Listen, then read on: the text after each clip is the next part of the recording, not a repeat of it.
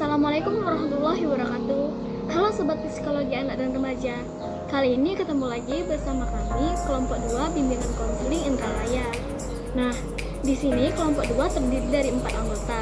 Yang pertama saya sendiri, Amalia Roberti, dan rekan-rekan Saya Muhammad Amsa Putra. Nama saya Diandra Natasha Rizanur.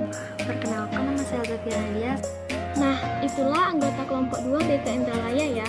Baiklah, Sobat Psikologi Anak dan Remaja, pada pertemuan kali ini kami akan menjelaskan tentang materi perkembangan moral pada remaja. Jangan lupa ditonton. Saya Muhammad Amsa Putra akan menjelaskan tentang penelitian nilai dan moral. Dalam kehidupan manusia, tidak terlepas dari dua hal tersebut, yaitu nilai dan moral. Keduanya saling berhubungan dan mempengaruhi kehidupan manusia dan masyarakat. Nilai pada hakikatnya suatu sifat atau kualitas yang melekat pada objek tertentu, tapi bukan objek itu sendiri. Nilai merupakan suatu kualitas dari sesuatu yang bermanfaat bagi kehidupan manusia, yang kemudian dijadikan sebuah landasan, alasan atau motivasi bagi manusia untuk berperilaku dan bersikap, baik yang disadari maupun tidak disadari. Menurut Profesor Noto Nugroho, nilai dibagi dalam 3 kategori. Yang pertama, nilai material, yang kedua nilai vital, dan yang terakhir nilai kerohanian, moral.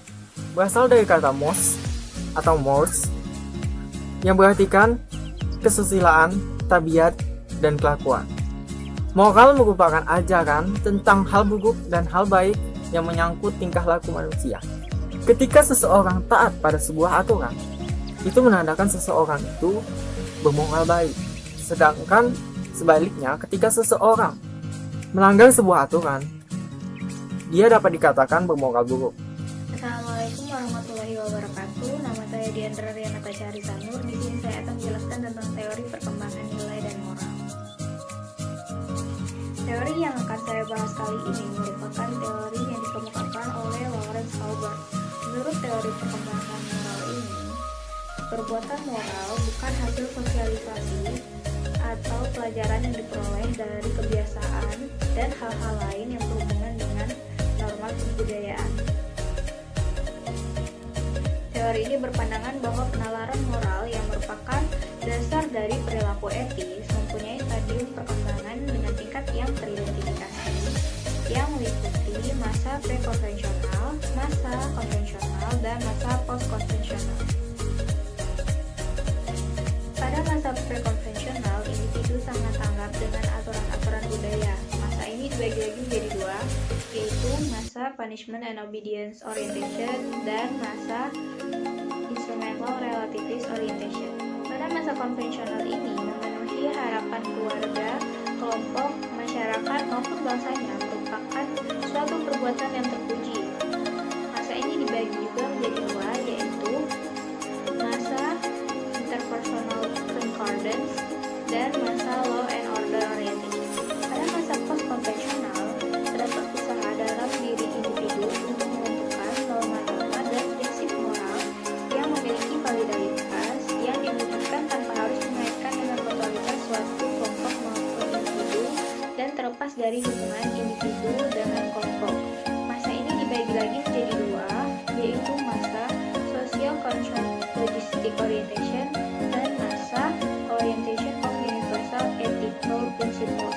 Bahasan tingkah laku moral remaja. Moral adalah ajaran tentang baik buruknya suatu perbuatan, kelakuan, akhlak, dan kewajiban. Dalam moral diatur segala perbuatan yang dinilai baik dan perlu dilakukan, dan suatu perbuatan yang dinilai tidak baik dan perlu dihindari. Moral berkaitan dengan kemampuan untuk membedakan antara perbuatan yang benar dan salah. Dengan demikian, moral merupakan kendali dalam bertingkah laku.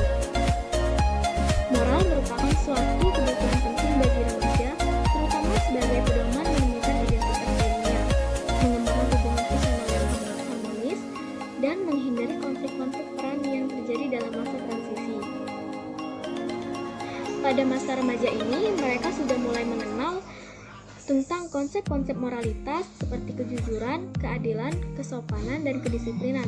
Walaupun anak remaja tidak selalu mengikuti prinsip moralitas mereka sendiri, namun riset menyatakan bahwa prinsip tersebut menggambarkan keyakinan yang sebenarnya terjadi dalam pemikiran moral konvensional. Ada 3 tugas pokok remaja dalam mencapai moralitas remaja dewasa. Yang pertama, mengganti konsep moral khusus dengan konsep moral umum. Yang kedua, merumuskan konsep moral yang baru dikembangkan ke dalam kode moral sebagai kode perilaku. Yang ketiga, melakukan pengendalian terhadap perilaku sendiri. Assalamualaikum warahmatullahi wabarakatuh. Perkenalkan, nama saya Zafira Nadia. Saya akan menjelaskan tentang faktor-faktor yang mempengaruhi perkembangan moral remaja. Yang pertama, dari lingkungan keluarga. Keluarga sebagai lingkungan pertama yang mempengaruhi perkembangan nilai, moral, dan sikap seseorang. Biasanya tingkah laku seseorang berasal dari bawaan ajaran orang tuanya. Orang-orang yang tidak memiliki hubungan yang harmonis dengan orang tuanya di masa kecil, kemungkinan besar mereka tidak mampu mengembangkan superegonya, sehingga mereka bisa menjadi orang yang sering melakukan pelanggaran norma. Karena dalam keluarga seharusnya memberikan contoh yang baik pada remaja. Yang kedua, dari lingkungan sekolah. Di sekolah, anak-anak mempelajari nilai-nilai norma yang berlaku di masyarakat, sehingga mereka juga dapat menentukan mana tindakan yang baik dan boleh dilakukan. Tentunya dengan bimbingan guru, anak-anak cenderung menjadikan guru sebagai model dalam bertingkah laku. Oleh karena itu, seorang guru harus memiliki moral yang baik. Yang ketiga, dari lingkungan pergaulan. Dalam pengembangan kepribadian, faktor lingkungan pergaulan juga turut mempengaruhi nilai, moral, dan sikap seseorang. Pada masa remaja, biasanya seseorang selalu ingin mencoba suatu hal yang baru, dan selalu ada rasa tidak enak apabila menolak ajakan teman. Bahkan, terkadang seorang teman juga bisa dijadikan panutan baginya. Lanjut, yang keempat, yaitu dari lingkungan masyarakat. Masyarakat sendiri juga memiliki pengaruh yang penting terhadap pembentukan moral. Tingkah laku yang terkendali disebabkan oleh adanya kontrol dari masyarakat itu sendiri yang mempunyai sanksi-sanksi tersendiri untuk pelanggar-pelanggarnya. Yang kelima, dari teknologi. Pengaruh dari kecanggihan teknologi juga memiliki pengaruh kuat terhadap terwujudnya suatu nilai. Di era sekarang, remaja banyak menggunakan teknologi untuk belajar maupun hiburan. Contoh, internet memiliki fasilitas yang menawarkan berbagai informasi yang dapat diakses secara langsung. Nilai positifnya, ketika remaja atau siswa mencari bahan pelajaran yang mereka butuhkan, mereka dapat mengaksesnya dari internet. Namun, internet juga memiliki nilai negatif seperti tersedianya situs 18 ke atas yang dapat merusak moral remaja. Apalagi pada masa remaja memiliki rasa keingintahuan yang besar dan sangat rentan terhadap informasi seperti itu. Mereka belum bisa mengolah pikiran secara matang yang akhirnya akan menimbulkan berbagai tindakan kejahatan. Lanjut ke usaha untuk mengembangkan moral remaja. Yang pertama adalah menciptakan kelas sebagai lingkungan yang membuat siswa menjadi saling menghormati.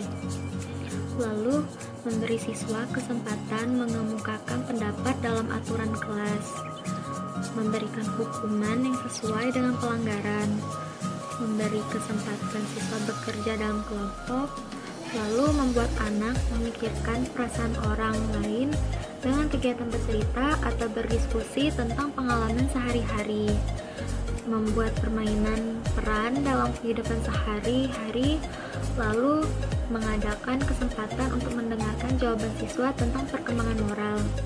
Lalu, jangan memberikan penilaian terhadap perkembangan moral atas dasar tingkah laku setiap orang. Menciptakan komunikasi yang baik dari seluruh pihak pada remaja. Yang terakhir adalah sikap konsisten orang tua yang diterapkan pada remaja dengan cara memberi perhatian dan pendidikan agama. Nah, itulah anggota kelompok 2 BK Indralaya ya. Baiklah, Sobat Psikologi Anak dan Remaja, pada pertemuan kali ini kami akan menjelaskan tentang materi perkembangan moral pada remaja. Jangan lupa ditonton!